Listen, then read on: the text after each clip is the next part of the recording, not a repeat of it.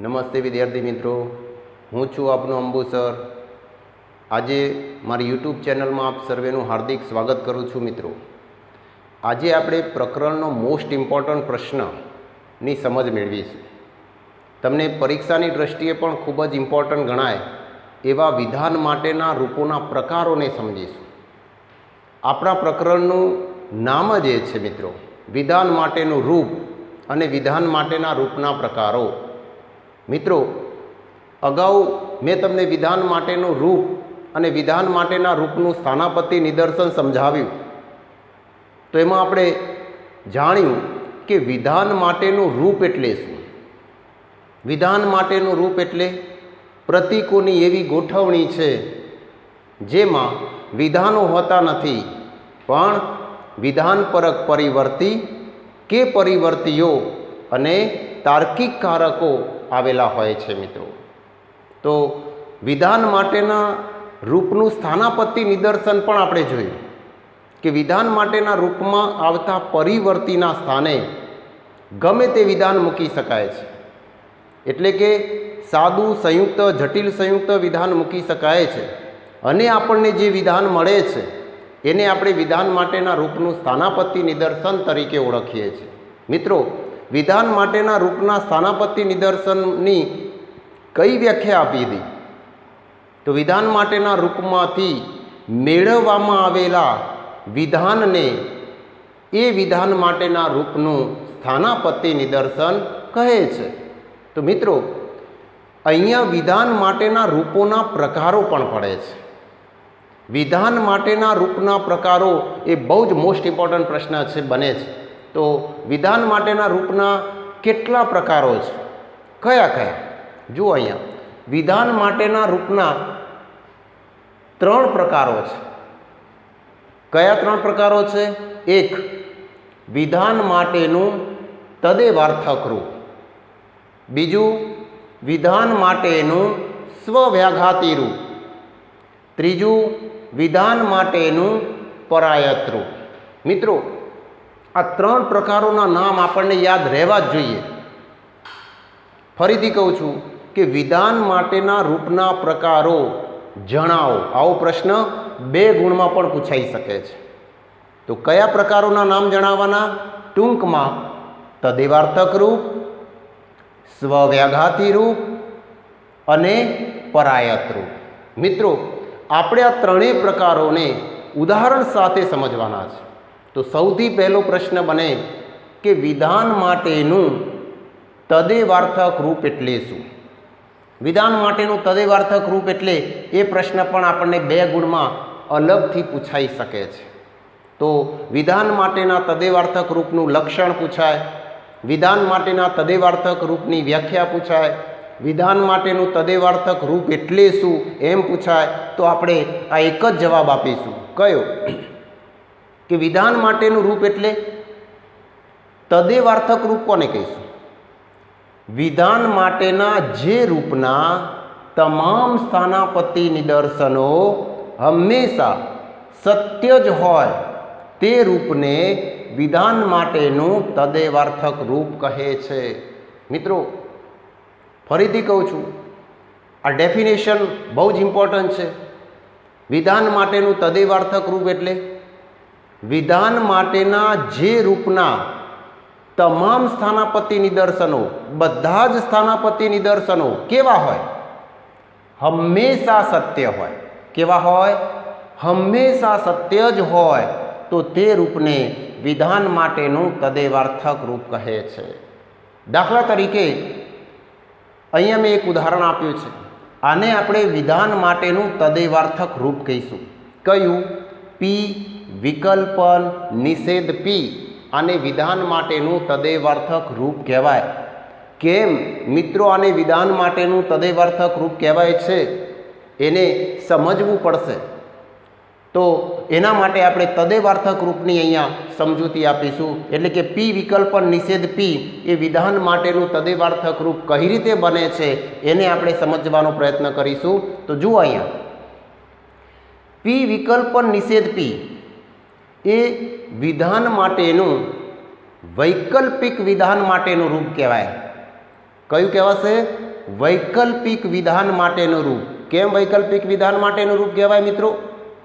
કારણ કે વિકલ્પનકારક સર્વોપરી છે. આ વિધાન માટેના રૂપમાં વિકલ્પનકારક આખા વિધાનને લાગુ પડે છે. એટલા માટે મિત્રો પી વિકલ્પન નિષેધ પી એ વૈકલ્પિક વિધાન માટેનું રૂપ ગણાય.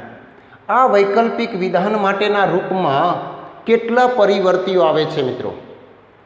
એક જ પરિવર્તી આવે છે. કેટલા પરિવર્તી આવે છે? એક જ પરિવર્તી આવે છે. કયો પરિવર્તી આવે છે મિત્રો? તો પી પરિવર્તી આવે છે. કયો? પી પરિવર્તી આવે છે. આ પી એક જ પરિવર્તી છે. આપણે પીના સ્થાને ગમે તે વિધાન મૂકી શકીએ છીએ. સાદું વિધાન, સંયુક્ત વિધાન, જટિલ સંયુક્ત વિધાન. તો આપણને પી વિકલ્પ નિષેધ પીના જે સ્થાનાપત્તિ નિદર્શન રૂપ વિધાનો મળે છે એ પણ કેવા હોય? વૈકલ્પિક વિધાનો જ હોય. કેવા હોય? વૈકલ્પિક વિધાનો જ હોય છે મિત્રો. તો આ વૈકલ્પિક વિધાન માટેના રૂપમાં આવતા પહેલા વિધાન માટે એટલે કે પીના સ્થાને આવતા વિધાન સત્ય મૂકીએ તો એનો પહેલો વિકલ્પ સત્ય બની જાય. અને જો પીના સ્થાને આવતા વિધાનને અસત્ય વિધાન મૂકીએ તો નિષેધના નિયમ પ્રમાણે એનો બીજો વિકલ્પ સત્ય બની જાય. એનો મતલબ શું થયો મિત્રો? કે હું પીના સ્થાને સત્ય વિધાન મૂકું કે પછી અસત્ય વિધાન મૂકું તો પણ પી વિકલ્પ નિષેધ પીનો એક વિકલ્પ તો હંમેશા સત્ય હોય અને હોય જ. એક વાત બરાબર યાદ રાખજો. ફરીથી કહું છું, પીના સ્થાને સત્ય વિધાન મૂકું તો એનો પહેલો વિકલ્પ સત્ય બને. જો હું પીના સ્થાને અસત્ય વિધાન મૂકું તો નિષેધના નિયમ પ્રમાણે એનો બીજો વિકલ્પ એ સત્ય બને છે. એનો મતલબ કે પીના સ્થાને સત્ય વિધાન મૂકો કે પછી અસત્ય વિધાન મૂકો, એક વિકલ્પ તો સત્ય હોય જ. એનો એક વિકલ્પ તો હંમેશા સત્ય રહે જ છે. એટલે કારણ એ કે વિકલ્પનનો સત્યતા મૂલ્યનો નિયમ એવું જણાવે છે કે બંને વિકલ્પો અસત્ય હોય તો જ વિકલ્પન અસત્ય બને, નહીં તો સત્ય બને. એનો અર્થ કે કોઈ પણ એક વિકલ્પ સત્ય હોય તો પણ વિકલ્પન સત્ય બને છે. એટલે અહીંયા પી વિકલ્પન નિષેધ પી એ રૂપના તમામ સ્થાનાપત્તિ નિદર્શનો આપણને હંમેશા કેવા મળે? સત્ય જ. અને એટલા માટે આ પી વિકલ્પન કી નિષેધ પીને આપણે તદેવાર્થક રૂપ તરીકે ઓળખીએ છીએ મિત્રો. તો સમજ્યા કે પી વિકલ્પન નિષેધ પીને તદેવાર્થક રૂપ શા માટે કહેવામાં આવે છે? પી વિકલ્પન નિષેધ પી એ તદેવાર્થક રૂપ કેવી રીતે બને છે એની આપણે સમજૂતી મેળવી.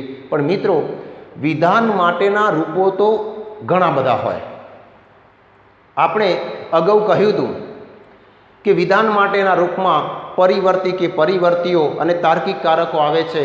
તો વિધાન માટેના રૂપો તો ઘણા બધા છે, પણ એ વિધાન માટેના રૂપ એ તદેવાર્થક રૂપ છે કે પછી સ્વવ્યાઘાતી રૂપ છે કે પછી પરાયત રૂપ છે એ નક્કી કરવું પડશે. પણ તદેવાર્થક, સ્વવ્યાઘાતી કે પરાયત રૂપ નક્કી કઈ રીતે કરવું? તો મિત્રો આ પી વિકલ્પન નિષેધ પી એ તદેવાર્થક રૂપ છે એની સાબિતી આપવી હોય તો આપણે પી વિકલ્પન ક્યુનો નિષેધ પીનો સત્યતા કોષ્ટક રચી શકીએ. સત્યતા કોષ્ટકની પ્રત્યક્ષ રીતનો ઉપયોગ કરી શકીએ મિત્રો. અને એનો ઉપયોગ કરીને આપણે આ પી વિકલ્પન નિષેધ પી એ તદેવાર્થક રૂપ છે કે નહીં એ પણ ચકાસી શકીએ. તો પી વિકલ્પન નિષેધ પીનો સત્યતા કોષ્ટક રચો. આ વિધાન માટેના રૂપનો સત્યતા કોષ્ટક રચો. સત્યતા કોષ્ટક રચતા આપણને આવડે. અગાઉ આપણે સત્યતા કોષ્ટકની રચના કેવી રીતે કરી શકાય એ આપણે સમજ્યા છીએ મિત્રો. તો અહીંયા જુઓ, પી વિકલ્પન નિષેધ પીનો સત્યતા કોષ્ટક રચવો હોય તો આમાં એક જ વિધાન આવે છે, એટલે આદ્ય સ્તંભ, એક જ બને, કયો? પી. પી વિધાન આવે છે. બે તાર્કિક કારકો આવે છે એટલે ગૌણ સ્તંભો બે બને. આ બંને કારકોમાંથી વિકલ્પન સર્વોપરી છે એટલે છેલ્લે આવે. અને નિષેધ નાના કારકનું ક્ષેત્ર છે, તો નાના કારકના ક્ષેત્ર તરફથી મોટા કારકના ક્ષેત્ર તરફ જાઓ તો બીજા નંબર ઉપર નિષેધ પી આવે. અને વિકલ્પન સર્વોપરી છે એટલે આખું વિધાન આવે છે, તો અહીંયા પી વિકલ્પન નિષેધ પી.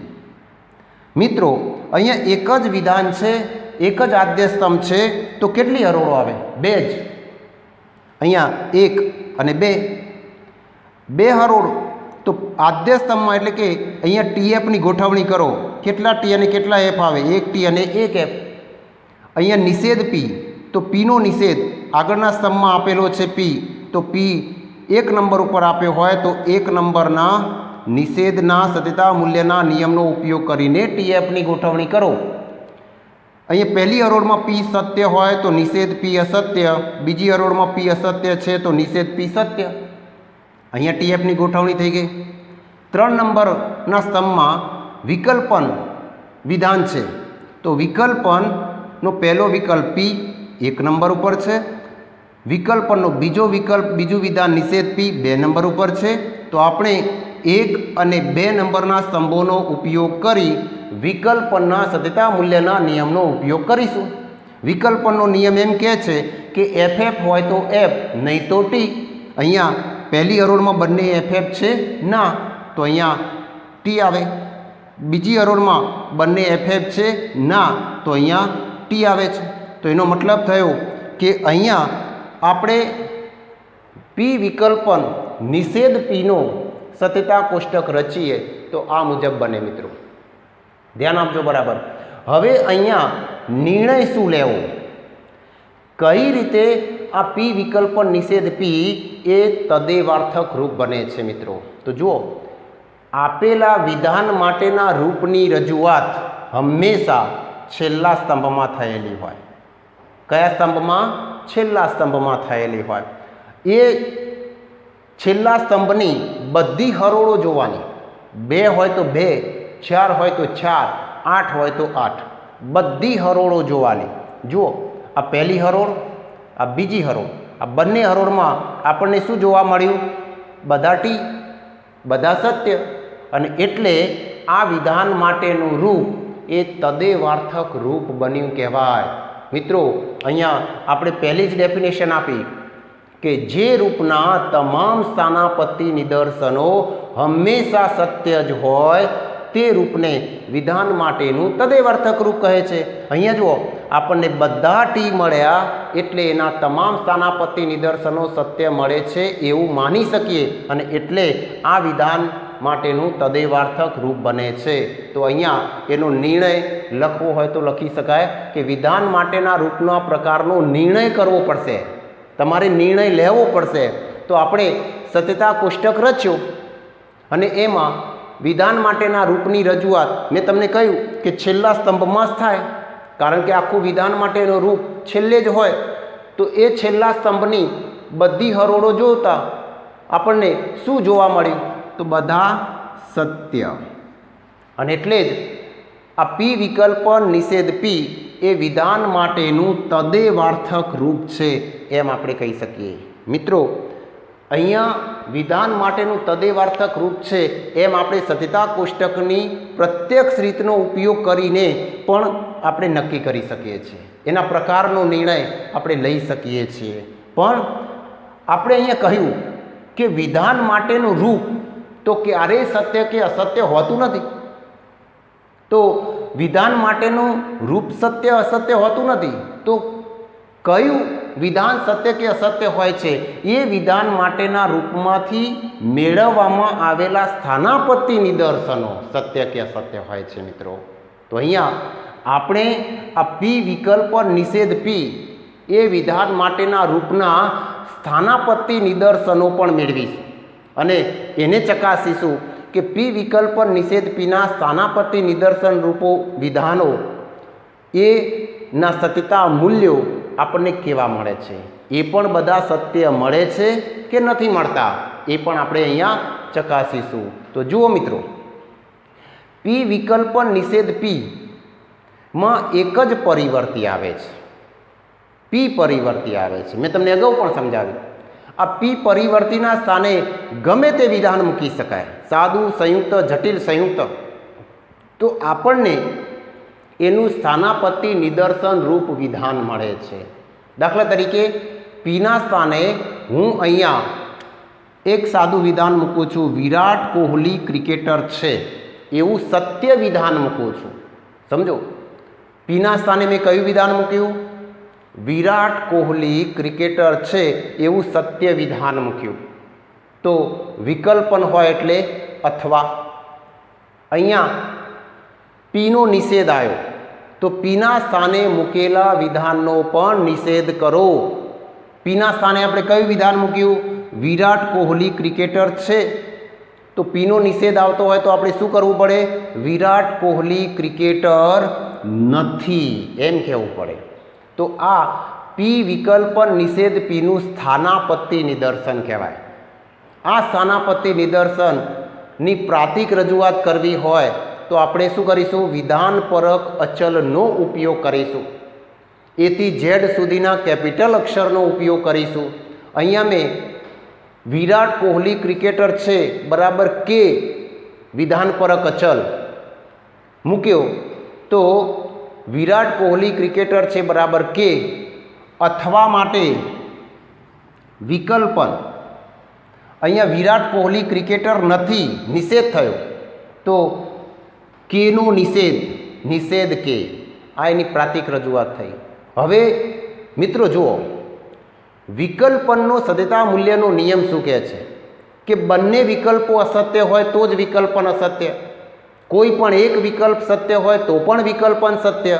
તો અહીંયા જુઓ, કોઈ એક વિકલ્પ તો સત્ય છે જ. વિરાટ કોહલી ક્રિકેટર છે એ વિધાન પહેલો વિકલ્પ સત્ય બને છે, જ્યારે એનો બીજો વિકલ્પ અસત્ય બને છે. તો પણ આ સ્થાનાપત્તિ નિદર્શન આપણને શું મળ્યું? સત્ય. સમજાય છે મિત્રો? નંબર 2, બીજું ઉદાહરણ જુઓ. હું પીના સ્થાને અસત્ય વિધાન મૂકું. કેવું વિધાન? અસત્ય વિધાન. પહેલી વાર મેં પીના સ્થાને કેવું વિધાન મૂક્યું? સત્ય.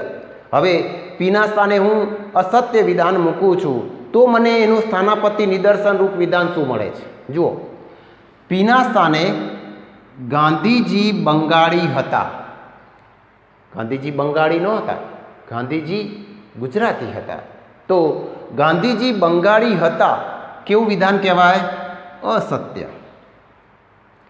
તો વિકલ્પન અથવા પીનો નિષેધ તો ગાંધીજી બંગાળી ન હતા. અહીંયા શું બની ગયું? સત્ય. પીના સ્થાને વિધાન અસત્ય મૂકો તો પીનો નિષેધ અહીંયા કરેલો છે તો અહીંયા પીનો નિષેધ શું થાય? સત્ય બની જાય. નિષેધના નિયમ પ્રમાણે પી અસત્ય હોય તો નિષેધ પી સત્ય બની જાય. એટલે અહીંયા પહેલો વિકલ્પ અસત્ય બને છે પણ એનો બીજો વિકલ્પ નિષેધના નિયમ પ્રમાણે સત્ય બને છે. તો મિત્રો અહીંયા પણ તમે જુઓ, એની પ્રાતિક રજૂઆત કરીએ તો આ મુજબ થશે કે ગાંધીજી બંગાળી હતા બરાબર જી વિધાનપરક અચલ મૂકું કાં તો અથવા માટે વિકલ્પન પ્રતીક. અહીંયા ગાંધીજી બંગાળી ન હતા તો જીનો નિષેધ. તો આ મુજબ એની પ્રાતિક રજૂઆત થઈ. અહીંયા પહેલો વિકલ્પ અસત્ય બને છે પણ એનો બીજો વિકલ્પ સત્ય બને છે. નિષેધનો નિયમ એવું કહે છે કે કોઈ પણ એક વિકલ્પ સત્ય હોય તો પણ વિકલ્પન સત્ય બને જ. વિકલ્પન અસત્ય ત્યારે જ બને કે જો બંને વિકલ્પો અસત્ય હોય. અહીંયા તો એક વિકલ્પ તો સત્ય રહેશે જ. દાખલા તરીકે અહીંયા આ બીજો વિકલ્પ સત્ય હતો, અહીંયા પહેલો વિકલ્પ સત્ય હતો.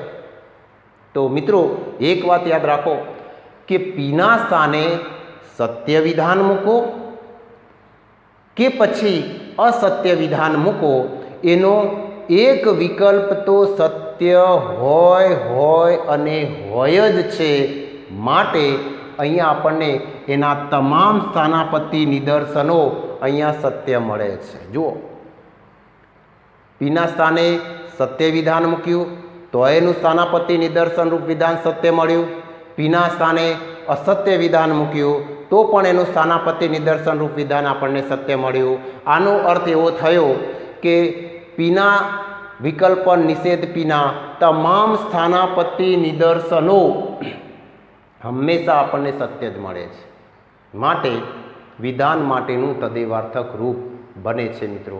પણ એક વાત યાદ રાખો મિત્રો કે પી વિકલ્પ નિષેધ પી એટલે કે વિધાન માટેના આ રૂપના જે સ્થાનાપત્તિ નિદર્શન રૂપ વિધાનો છે ને, આ સ્થાનાપત્તિ નિદર્શન રૂપ વિધાનો એ ભૂતકાળને લગતા પણ હોઈ શકે, વર્તમાન કાળને લગતા પણ હોઈ શકે, ભવિષ્યકાળને લગતા પણ હોઈ શકે, ગમે તે વિષયને લગતા પણ હોઈ શકે. દાખલા તરીકે વિરાટ કોહલી, ગાંધીજી, રાધાકૃષ્ણન કે પછી કોઈ પણ વિષયને લગતા હોઈ શકે, પણ તેમનું સત્યતા મૂલ્ય, આ એમનું સત્યતા મૂલ્ય હંમેશા આપણને શું મળશે?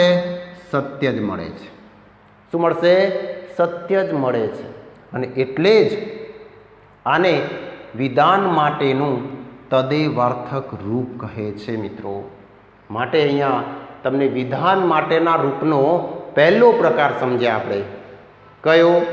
વિધાન માટેનું તદેવાર્થક રૂપ. ફરીથી કહું છું મિત્રો કે વિધાન માટેનું તદેવાર્થક રૂપ એટલે જે રૂપના તમામ સ્થાનાપત્તિ નિદર્શનો હંમેશા સત્ય જ હોય તે રૂપને વિધાન માટેનું તદેવાર્થક રૂપ કહે છે. મિત્રો આ જ ઉદાહરણ આપવું પડશે. વિધાન માટેના તદેવાર્થક રૂપ વિશે તમને ઉદાહરણ પૂછાય તો પી વિકલ્પ નિષેધ પી જ આપવું પડશે. અને જો મિત્રો આ પ્રશ્ન હજુ સુધી 3 ગુણ કે 5 ગુણમાં પૂછાયો નથી, 5 ગુણમાં કે 3 ગુણમાં આવી રીતે હા તમને વિધાન માટેના રૂપનો પ્રકાર નક્કી કરવાનું પૂછાશે, પણ એ સત્યતા કોષ્ટકની પ્રત્યક્ષ રીતનો ઉપયોગ કરીને પૂછાશે. એ 3 ગુણમાં અવશ્ય પ્રશ્ન પૂછાય છે. પણ મિત્રો વિધાન માટેના તદેવાર્થક રૂપની સમજૂતી આપો એવો પ્રશ્ન હજુ સુધી બોર્ડ પરીક્ષામાં 3 કે 5 ગુણમાં પૂછાયો નથી. પણ માની લો કે આ પ્રશ્ન પૂછાય 5 ગુણમાં, તો આપણે અહીંયા ટૂંકમાં કેટલાક મુદ્દાઓને યાદ રાખીશું. પહેલું, એની વ્યાખ્યા કે લક્ષણ. બીજું, ઉદાહરણ આપીશું. ત્રીજું, એની સમજૂતી આપીશું. ચોથું, એનું સત્યતા કોષ્ટક રચીશું. અને પાંચમું, એના સ્થાનાપત્તિ નિદર્શનો અહીંયા મૂકીશું. તો બસ મિત્રો, અહીંયા મેં તમને વિધાન માટેના તદેવાર્થક રૂપની સમજૂતી આપી. હવે જો તમને આ વિડીયો ગમ્યો હોય તો જરૂર લાઈક આપો, શેર કરો અને સબસ્ક્રાઈબ પણ કરો. તો બસ મિત્રો, કોઈ પ્રશ્ન હોય તો નીચે કોમેન્ટ બોક્સમાં જરૂર લખો, હું એનો અવશ્ય જવાબ આપીશ. તો અહીંયા રજા લઉં છું. થેન્ક યુ, ધન્યવાદ. નમસ્તે વિદ્યાર્થી મિત્રો, હું છું આપનો અંબુ સર. મારી યુટ્યુબ ચેનલમાં આપ સર્વેનું હાર્દિક સ્વાગત કરું છું. મિત્રો, આજે આપણે વિધાન માટેના રૂપના પ્રકારનો બીજો પ્રકાર સ્વવ્યાઘાતી રૂપને સમજીશું. મિત્રો, મેં અગાઉ તમને વિધાન માટેનું તદેવાર્થક રૂપ સમજાયું. હવે હું તમને વિધાન માટેના રૂપનો બીજો પ્રકાર સમજાવું એ પહેલાં હજુ પણ આપ નવા હો તો મારી યુટ્યુબ ચેનલને સબસ્ક્રાઈબ કરવાનું ભૂલશો નહીં. મિત્રો, અગાઉના વિડીયોઝમાં મેં તમને જણાવેલું કે વિધાન માટેનું રૂપ અને વિધાન માટેના રૂપનું સ્થાનાપત્તિ નિદર્શન, આ બે વાત બરાબર સમજવી જ પડે. વિધાન માટેનું રૂપ એટલે ટૂંકમાં જે વિધાન માટેના રૂપમાં વિધાનપરક પરિવર્તી અને તાર્કિક કારકો આવતા હોય એને આપણે વિધાન માટેનું રૂપ કહીશું. બીજું, વિધાન માટેના રૂપનું સ્થાનાપત્તિ નિદર્શન એટલે વિધાન માટેના રૂપ કોઈ પણ રૂપમાંથી મેળવવામાં આવેલા વિધાનને એ વિધાન માટેના રૂપનું સ્થાનાપત્તિ નિદર્શન કહે છે. તો મિત્રો, અહીંયા પણ વિધાન માટેના રૂપના પ્રકારો પડે છે. મેં તમને અગાઉ પણ કહ્યું વિધાન માટેના રૂપના કેટલા પ્રકારો પડે છે, કયા કયા? તો મિત્રો, વિધાન માટેના રૂપના 3 પ્રકારો પડે છે. કેટલા? 3 પ્રકારો પડે છે. કયા 3 પ્રકારો પડે છે? 1, વિધાન માટેનું તદેવાર્થક રૂપ. 2, વિધાન માટેનું સ્વવ્યાઘાતી રૂપ, 3 વિધાન માટેનું પરાયત રૂપ.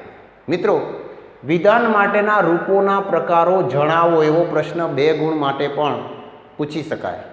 તો ટૂંકમાં 3 પ્રકારો: તદેવાર્થક રૂપ, સ્વવ્યાઘાતી રૂપ, પરાયત રૂપ.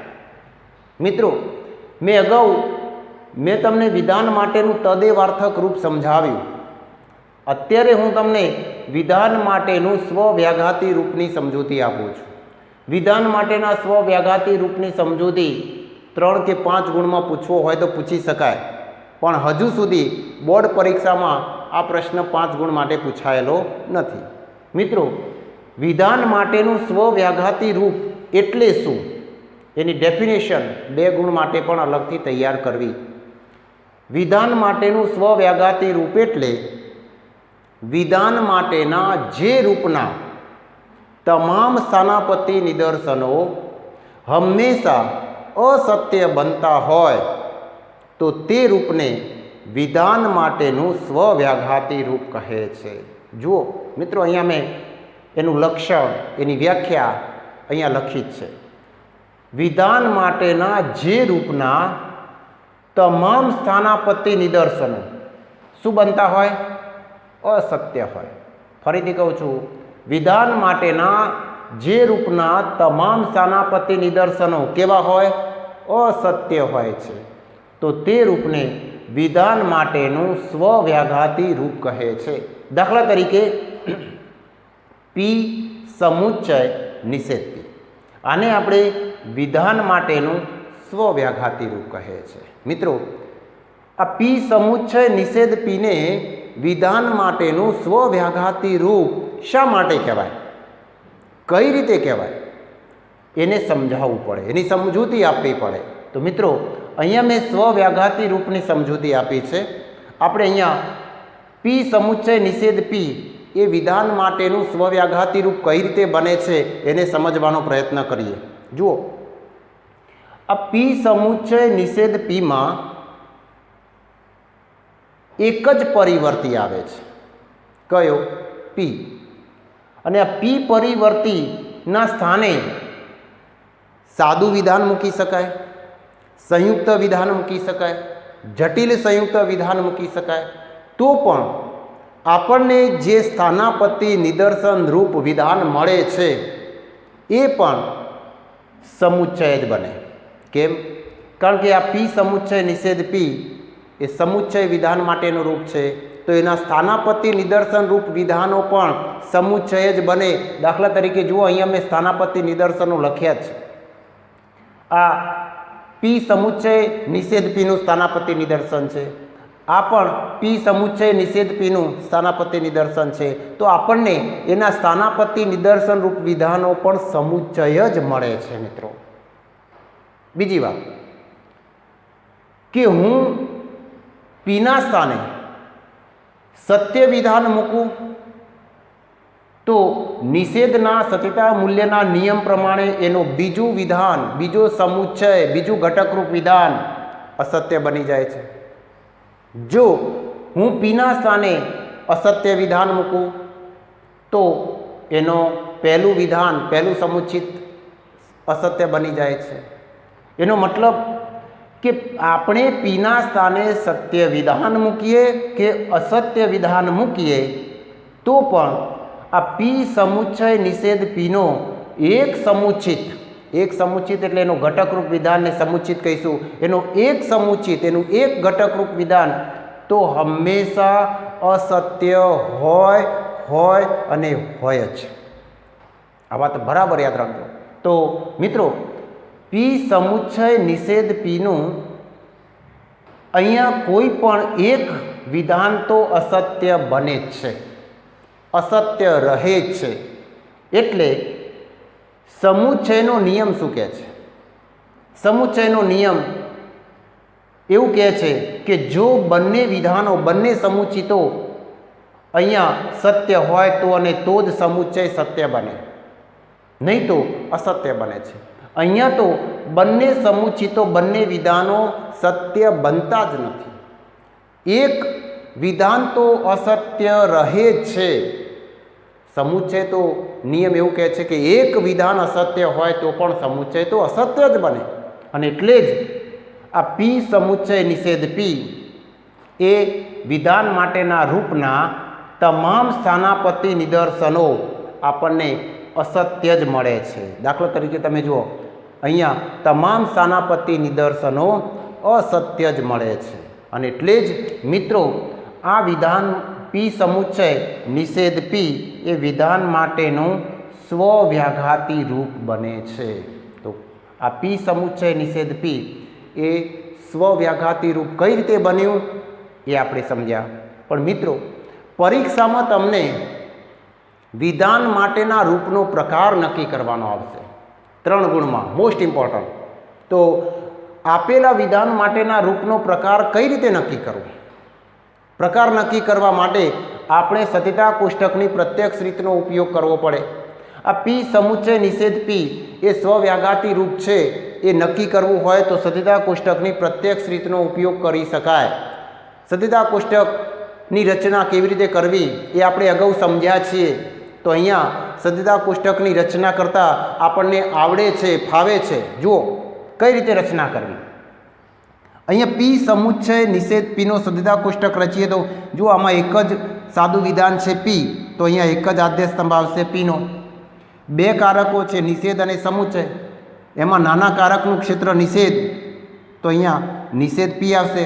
ત્યાર પછી સમુચ્ચય આખું વિધાન પી સમુચ્ચય નિષેધ પી આવે. અહીંયા આદ્ય સ્તંભ ગૌણ સ્તંભો રચાઈ ગયા. કેટલી હરોળો આવે? એક આદ્ય સ્તંભ હોય, એક સાદું વિધાન હોય તો 2 જ હરોળો આવે છે.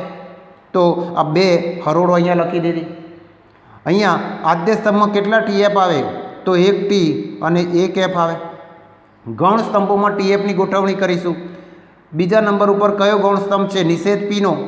પી આગળના સ્તંભમાં આપેલું છે 1 નંબર ઉપર. 1 નંબરના સ્તંભનો ઉપયોગ કરી નિષેધના નિયમનો ઉપયોગ કરીશું. નિષેધનો નિયમ શું કહે છે? સત્ય હોય તો અસત્ય અને અસત્ય હોય તો સત્ય. અહીંયા પહેલી હરોળમાં પી સત્ય છે તો એનો નિષેધ પી અસત્ય. બીજી હરોળમાં પી અસત્ય છે તો એનો નિષેધ પી સત્ય. નંબર 3 ત્રીજા નંબરનો સ્તંભ જુઓ. કયું વિધાન છે? સમુચ્ચય. સમુચ્ચયનું પહેલું વિધાન પી 1 નંબર ઉપર આપેલો છે. એનો બીજું વિધાન નિષેધ પી 2 નંબર ઉપર આપેલો છે. તો 1 અને 2 નંબરના સ્તંભોનો ઉપયોગ કરી સમુચ્ચયના સત્યતા મૂલ્યના નિયમનો ઉપયોગ કરીશું. સમુચ્ચયના નિયમ પ્રમાણે ટીટી હોય તો ટી મૂકો, નહીં તો એફ મૂકો. અહીંયા પહેલી હરોળમાં બંને ટીટી છે ના, તો અહીંયા એફ મૂકીશું. બીજી હરોળમાં બંને ટીટી છે ના, તો અહીંયા એફ મૂકીશું. તો મિત્રો જુઓ, અહીંયા પી સમુચ્ચય નિષેધ પીનો આપણે સત્યતા કોષ્ટક રચ્યો તો એક વાત નક્કી થઈ કે આ પી સમુચ્ચય નિષેધ પીની રજૂઆત સત્યતા કોષ્ટકમાં ક્યાં થયેલી હોય? છેલ્લા નંબરના સ્તંભમાં થયેલી હોય. ક્યાં થયેલી હોય? છેલ્લા નંબરના સ્તંભમાં થયેલી હોય.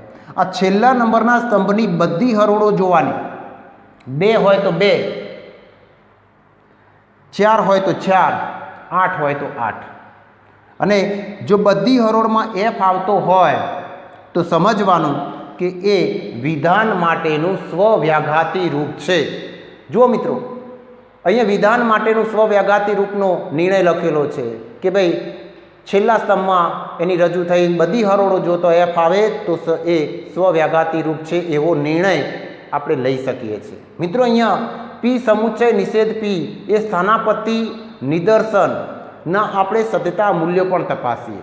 અહીંયા મેં વ્યાખ્યામાં જ કહ્યું હતું કે જે રૂપના તમામ સ્થાનાપત્તિ નિદર્શનો હંમેશા અસત્ય હોય તો તેને રૂપને વિધાન માટેનું સ્વવ્યાઘાતી રૂપ કહે. આ વિધાન માટેનું રૂપ તો સત્ય કે અસત્ય હોતું નથી, પણ એના સ્થાનાપત્તિ નિદર્શનો સત્ય કે અસત્ય હોય છે. તો મિત્રો અહીંયા મેં એના સ્થાનાપત્તિ નિદર્શનો અને એના સત્યતા મૂલ્યો રજૂ કર્યા છે. જુઓ, અહીંયા પી સમુચ્ચય નિષેધ પીમાં એક જ અહીંયા પરિવર્તી આવે છે અને આ પરિવર્તીના સ્થાને હું વિરાટ કોહલી ક્રિકેટર છે એવું સત્ય વિધાન મૂકું તો મને એનું સ્થાનાપતિ નિદર્શન રૂપ વિધાન શું મળે છે? જુઓ અહીંયા વિરાટ કોહલી ક્રિકેટર છે અને વિરાટ કોહલી ક્રિકેટર નથી. અહીંયા પીનો નિષેધ તો પીના સ્થાને મૂકેલા વિધાનનો પણ નિષેધ. તો મને એની પ્રાતિક રજૂઆત કરીએ તો કેવી થાય? એ સમુચ્ચય નિષેધે વિરાટ કોહલી ક્રિકેટર છે બરાબર એ, અને માટે સમુચ્ચય વિરાટ કોહલી ક્રિકેટર નથી બરાબર નિષેધે.